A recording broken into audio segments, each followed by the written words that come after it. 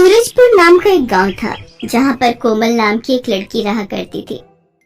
कोमल का स्वभाव उसके नाम की तरह ही कोमल था। वो हर किसी की मदद करती और हर किसी से प्यार से बात करती। कोमल की माँ उसके बचपन में ही गुजर गई थी, जिसके बाद कोमल के पिताजी ने दूसरी शादी की। कोमल की सौतेली माँ सीमा बहुत कठोर दिल की थी। वो कोमल को हरदम मारती और डांटती रहती थी और उससे घर का सारा काम कराती, लेकिन अपनी असली बेटी प्रिया को बिल्कुल रानी की तरह रखती।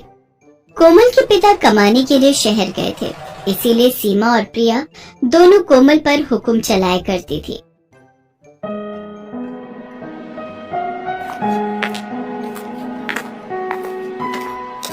अरे ओ करमचली, तू यहाँ पढ़ रही है, वहाँ बर्तन क्या तेरी मरी हुई माँ आकर धोएगी? पर मम्मी, अभी तो मैं कपड़े धोकर आई हूँ, कल परीक्षा है मेरी, आज थोड़ा पढ़ लेने दीजिए। अरे पढ़ के क्या कलेक्टर बनेगी? चुपचाप जाके बर्तन धो। लगता है तू मेरी माँ भूल गई है, तुझे याद दिलाना पड़ेगा। ठीक है मम्मी, मैं जा रही हूँ। कोमल फिर पढ़ाई छोड़कर बर्तन धोने चली जाती है। एक दिन सीमा अपनी सगी बेटी प्रिया को ढेर सारे कपड़े दिखा रही थी। ये देख बेटा, तेरे बाबूजी ने कितने सारे कपड़े भिजवाए हैं शहर से। इनको पहनकर तो तू एकदम राजकुमारी लगेगी। मम्मी, ये फ्रॉक कितनी सुंदर लगेगी ना मेरे पर। देखो, ये सब मेरे लिए है। हाँ हाँ बेटिया, ये सब तेरे लिए भिजवाए हैं तेरे पापा ने। उस कलमुही को तो एक कपड़ा भी इनमें से नहीं दूंगी। तभी वहाँ कोमल आ जाती है। माँ, मेरे पास भी कपड़े नहीं है, सभी कपड़े फटे पुराने हैं। क्या मेरे लिए पिताजी ने कपड़े नहीं भिजवाए? तू क्या करेगी नए कपड़ों का? तेरे लिए कुछ भी नहीं भेजा तेरे बाप ने। जो प्रिया के पुराने कपड़े हैं वो तू पहन ले। तू मेरे पुराने कपड़े पहनेगी? मम्मी, ये इसी लायक है। कोमल वहाँ से उदास होकर चली जाती है। प्रिया और कोमल गांव में घूम रही होती हैं। प्रिया ने नए कपड़े पहने हैं और कोमल वही पुराने कपड़ों में रहती है। तभी प्रिया की दो दोस्त चिंकी और मिंकी उनको रास्ते में मिलती है। अरे प्रिया, आज तो तू इन नए कपड़ों में बहुत सुंदर लग रही है, कहाँ से लेकर आई? ये मेरे पिताजी ने शहर से मेरे लिए कपड़े भिजवाए हैं। कोमल, तेरे लिए शहर से तेरे पापा ने कुछ नहीं भेजा? इससे कोई प्यार ही नहीं करता, इसीलिए इसके पापा ने कुछ नहीं भेजा। वही मैले पुराने कपड़े पहनकर घूमती रहती है, इसीलिए तो कोई इससे बात नहीं करता। आज मेरा जन्मदिन है तो हमने घर पर पार्टी रखी है। प्रिया, तुझे भी आना है, और कोमल तू भी आ जाना। अरे तू इससे क्यों बुला रही है? ये ऐसे फटे पुराने कपड़ों में आ जाएगी, इसके पास तो कपड़े भी नहीं है। अरे मैं तो इसलिए इसे बुला रही हूँ कि आखिर में कोई बर्तन धोने और सफाई के लिए भी तो चाहिए। ये बोलकर सारी लड़कियाँ कोमल पर हंसने लगती हैं। कोमल को ये बात बहुत बुरी लगती है। कोमल उदास मन से अपने घर की तरफ जा रही होती है। तभी वो देखती है कि एक जादूगर उसी रास्ते से गुजर रहा होता है। उस जादूगर के हाथ में एक पिंजरा था जिसमें सुंदर सी चिड़िया कैद होती है, और वो चिड़िया पिंजरे में बहुत उदास बैठी होती है। उस चिड़िया को देख कोमल को बहुत बुरा लगता है। अरे ये चिड़िया कितनी उदास लग रही है, जरूर इस जादूगर ने इसे कैद में रखा है, इसीलिए ये उदास है। मुझे इसकी मदद करनी चाहिए। फिर कोमल उस जादूगर के पीछे पीछे चलने लगती है ताकि जादूगर का एक बार भी पिंजरे से ध्यान हटे और वो उस चिड़िया को आजाद कर दे। तभी थोड़ी देर बाद चलते चलते जादूगर थक जाता है और वो पानी पीने के लिए एक जगह रुकता है। वो चिड़िया के पिंजरे को नीचे रखकर वही पास में लगे कल से पानी पीने लगता है। ये मौका देखकर कोमल फट से जाकर उस चिड़िया के पिंजरे को उठाकर वहाँ से भाग जाती है। जादूगर भी कोमल को पिंजरा लेकर भागते हुए देख लेता है और वो कोमल के पीछे पीछे भागने लगता है। अरे ओ लड़की, मेरा पिंजरा वापस दे, कहाँ भाग रही है? ओए ओए, रुक जा। पर कोमल उसकी एक नहीं सुनती और वहाँ से भाग निकलती है और एक सुरक्षित जगह पर पहुँच जाती है। जब वो देखती है कि अब जादूगर उसके पीछे नहीं है, तब वो पिंजरा खोल देती है और चिड़िया को आजाद कर देती है। चिड़िया पिंजरे से आजाद होने के बाद एक बहुत ही खूबसूरत परी में बदल जाती है।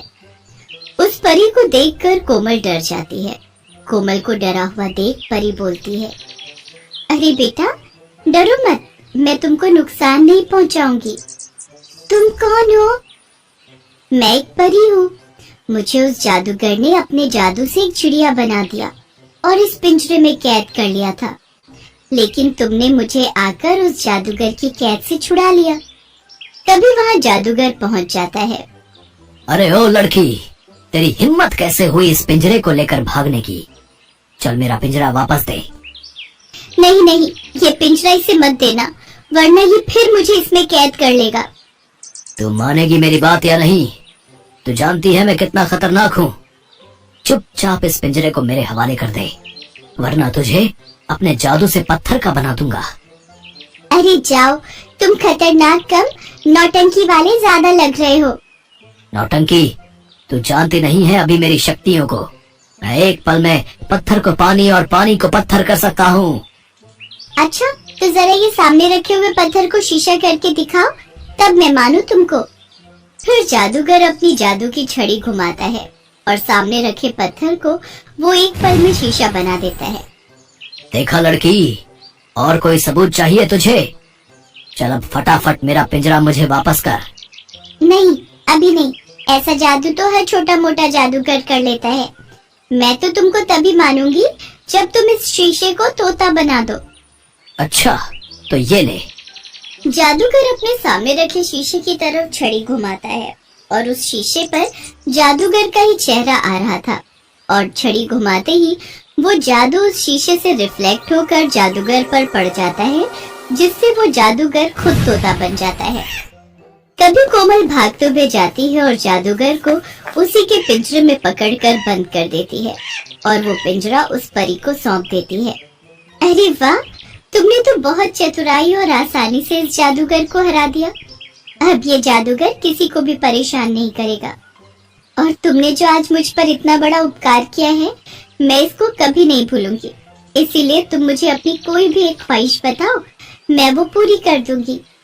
मेरे पास कोई अच्छे कपड़े नहीं है, इसीलिए मेरा कोई दोस्त भी नहीं है। आप मुझे क्या एक अच्छा कपड़ा दे दोगी? बस एक कपड़ा? अभी रुको। तभी वो परी एक चुटकी बजाती है और एक सुंदर सा गाउन सामने आ जाता है।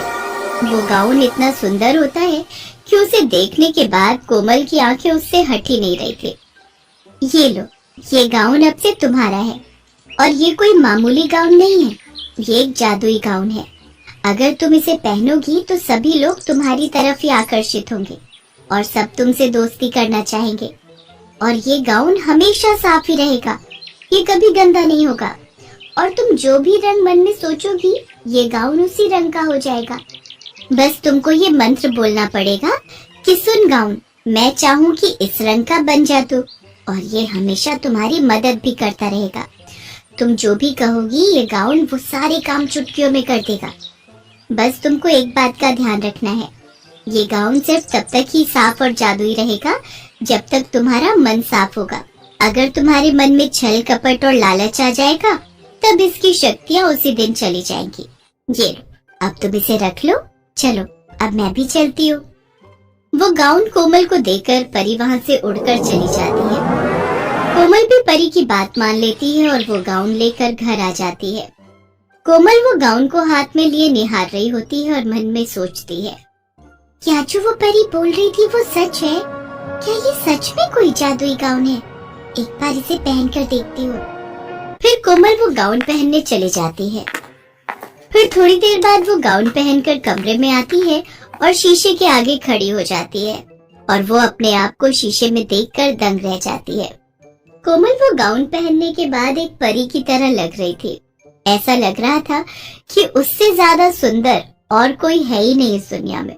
सच में उस गाउन में ऐसा जादू था जो एक आम लड़की को परी बना दे रहा था।